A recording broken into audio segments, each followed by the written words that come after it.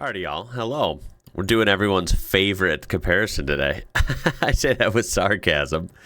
Europe and the United States compared. How do they compare? Not sure where this is going to go because that's very, very broad. Could be a million different metrics there. And yes, we already know that it annoys a lot of people comparing the US to Europe, but that's how it works in the YouTube algorithm. So we're going to check this out. It's from General Knowledge. It'll be linked down below so you can watch the whole thing uninterrupted and of course browse their channel. Very good channel. So let's just take a look at this and see where it goes. Here we go. Europe. One continent, 44 countries according to the UN, and 746 million people. The United This, I always see different numbers, but that's okay. 746 million people. States that's are a lot. Part of North America, only one country with 329 million people, less than half of Europe. The United States are often compared to the Europe. That I have seen both numbers, of course, but that's one fact I actually tend to forget, is that like Europe has so much more people. Wow. European Union or Europe as a whole a lot of times. So in this video, I thought it would be interesting to take a look at a few indicators and check how it is that they in fact compare. We've already covered a few of the basics, amount of countries and we will look at all of Europe, not just the EU, okay? Population, but what about size? The United States have an area of around 9.8 million square kilometers, while Europe has a size of around 10.5 million. Although this can vary depending on which limits you attribute to the continent. So now that we've covered all of those basics, I mean, of course they're a lot different. I feel like you're just dealing with so much more water, right? In Europe, the way it's set up, right? The continent. It's like there's water everywhere, whereas the U.S. is just like a giant landmass with huge coasts on the other side. But, you know, of course there's water in the middle, but not like this. You know what I mean? Let's jump into a few specific they're a lot indicators about how the two compare. First, comparing the latitude. It's very interesting to see the overlay of the European cities on. Yeah, this is always interesting to me. Like, A, weather differences. And B, just like how they're aligned. So this is latitude. So let's see, I've lived in two different places. I've lived in somewhere in the middle here, near Chicago area, right? Near the Great Lakes. That would be equivalent to Kiev, Ukraine, which was over here. You can see Chicago on the Europe map. That's so weird. I've also lived down here by the border, New Mexico, Texas, and Mexico area. And that is like kind of equivalent to down here. What? In Africa. Top of the U.S. territory and vice versa. That's crazy. For instance, as stupid as it may sound, I had no idea Reykjavik was as further north as northern Canada. The same applies to Oslo. It makes sense that Portuguese and Spanish cities are on the same level as California, at least climate-wise, but it's weird, for instance, that Ankara is at the same level as Delaware. For some reason, I always thought it was so much further south. It's also strange to see that Los Angeles is on the same latitude as Algeria in North Africa. That's New crazy. York is at the same latitude as Azerbaijan. Speaking of that doesn't sound right to me. It's so weird, right? Portugal, Spain, and California, how do the US and Europe compare when it comes to the hours of sunlight? Now, I was lucky. I missed it there, man. I lived in the sunniest place statistically when it comes to sunny days per year in the US. It's usually between New Mexico and Arizona, and I lived right here in the edge of this dark red, and so it was awesome. I lived in Las Cruces, New Mexico, and I think the year I lived there, we had, I think it was like 329 days of sun, like pure sunny days the whole day, and that's, as you know, most of the year. So I know all about that. The U.S., I'm not surprised to see this. The U.S. is hella sunny.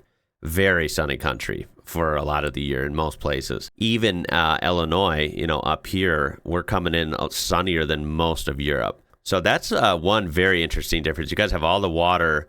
I think you guys also have a lot milder temperature. Like, again, Chicago has worse weather than like most of Europe, I think.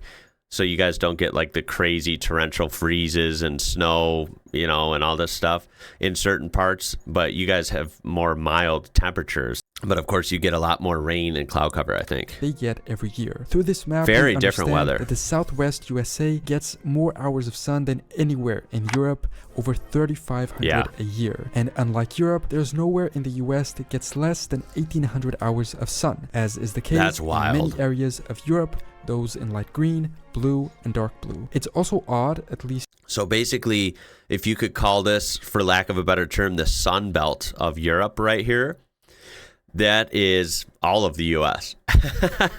And our sun belt is just like, you know, to me, who isn't melting an expert on compared this matter, to anywhere the there. amount of hours of sun isn't directly related to the latitude of the region. I always assume that the closer to the equator you are, the more hours of sun you get, but we can see on this map that this isn't the case at all, even though we can tell that usually southern areas get more sun. If you know which other factors determine hours of sun, let me know in the comments. Another interesting topic is human development. The United States and Europe are arguably two of the most developed areas of the world. This map compares the Human Development Index of each US state and each European country.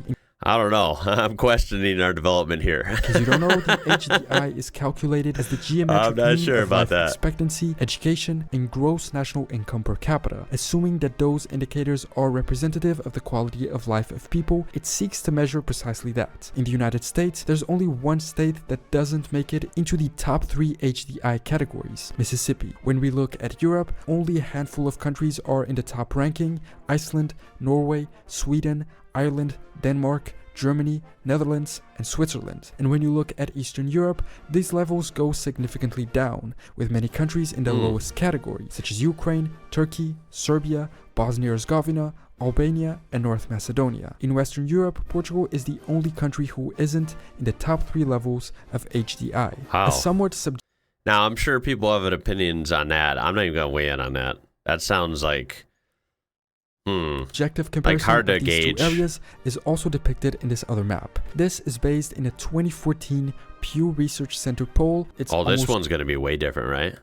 10 years old, so the data might be somewhat outdated and no longer valid. Always keep that in mind for these types of videos where...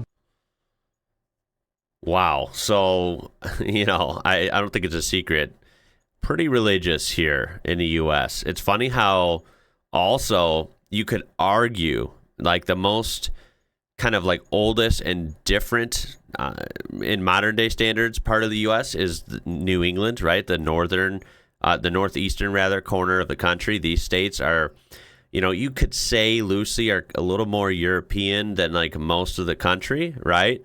You know, you go up here in coastal Maine, it's going to be a lot different than down here in Texas, you know, or California or Nevada or even Florida, right? So it's funny to see that, knowing that they're also coincidentally the least religious, right? Whereas most of the U.S. is pretty religious, data and most of Europe is not. The thing we can compare are age restrictions in the U.S. and Europe. Ooh, age restrictions. This is going to be good. Unsupervised car driving age. Yes, there. If you didn't know, I think even some Americans don't know this. There are some states over here in the north, like the Dakotas and Montana and stuff, where you can literally drive a 14. It's kind of crazy. Otherwise, you know, it's pretty standard to be 16, and I don't know of anywhere in the U.S. that's 18. But I was shocked to find out, you know, in the last year or so that a lot of countries in Europe, you have to be 17 or 18 to drive. I think that's hella old. Then again, it's probably smarter. You might be thinking, well, 15 or 16 is too young. You're probably right. So it's one of those things. It's also, in retrospect, like I remember being 15 driving. It does seem kind of young. It's kind of crazy. But at the same time, you know, you can drive, you can join the military, but you can't have a beer until you're 21 here. So we do things kind of odd. Be applied to driving, voting, tobacco, or alcohol purchases. Many of these change often, so be aware these might not be correct at the moment you watch. When it comes to yeah, the big ones to me are, of course, tobacco and alcohol, right? You have to be 21 for all that here.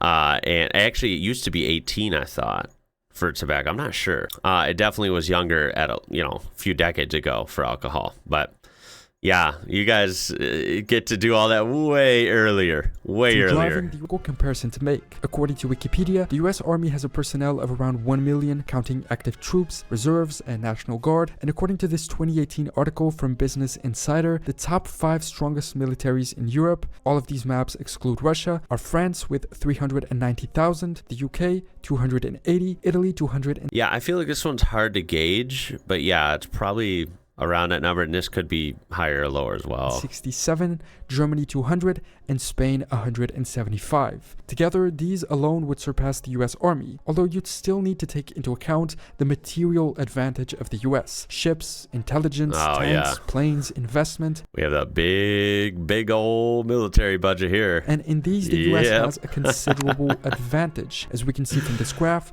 We know about it. Comparisons. But thankfully, most of Europe and the US are allied through NATO, so comparison That's what my taxes go to. Because in the event of a conflict, it is very likely they would be on the same side. And what about an economic comparison? The United States and the European Union are the 2 largest economies globally in nominal terms. In recent years, only in 2011 did the European Union have a higher GDP than the US. Keep in mind this excludes non-EU Europe. The US's GDP per capita is 63,000, while in the EU it's 33.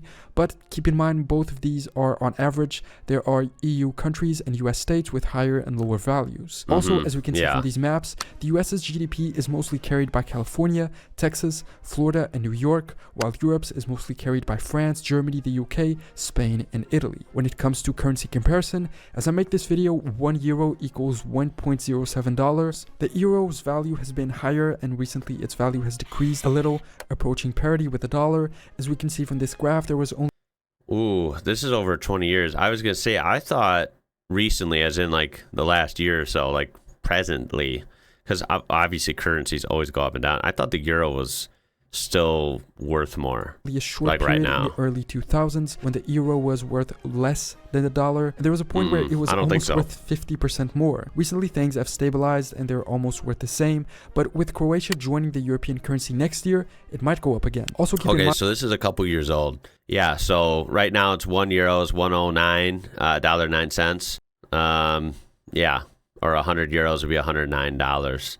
US. So they're pretty close, but yeah, the euro is worth more. Why not all of Europe and not even all of the EU use the euro as their currency? Another interesting point to compare is the percentage of young people aged 18 to 34 Ooh, this will be interesting. Live in their family's home, meaning in most cases they do not yet have the financial.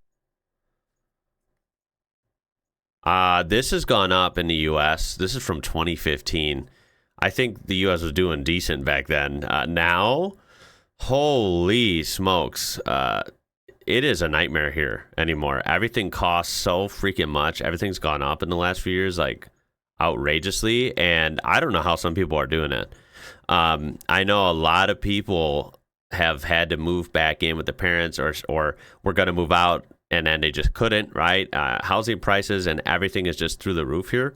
So I'd say a lot of these numbers have gone up in the US at least. Stability to live on their own. Both of these maps have data from 2015, but from the most recent information I could find about this, the numbers haven't changed a lot. In Europe, Nordic countries have very low values. They're also the highest income areas, so it makes sense people can more easily afford to live on their own. But wow, so yeah, like he said, way up here, dang, almost no one lives at home. They move out whenever they want. But it might also have to do with the cultural element. In Southern Europe, the amount of young people still living at home is tremendous. 44. Geez, 50%? 46%? 44%? Whoa. % in Portugal, 37% in Spain, and 46% in Italy, for instance, while Greece, Bulgaria, and Slovakia are all above 50%. In the US, values are equal. Geez, Slovakia, 56%?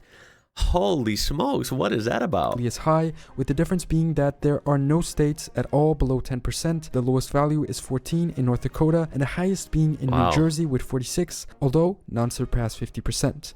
These high values are usually connected with the fact that salaries do not pay enough, and the cost of living is way too high, both due to rising prices, inflation, and also other factors. That's the problem. Cost of living way too high right now in the US. Inflation, crazy. And salaries, money has not caught up, not even close.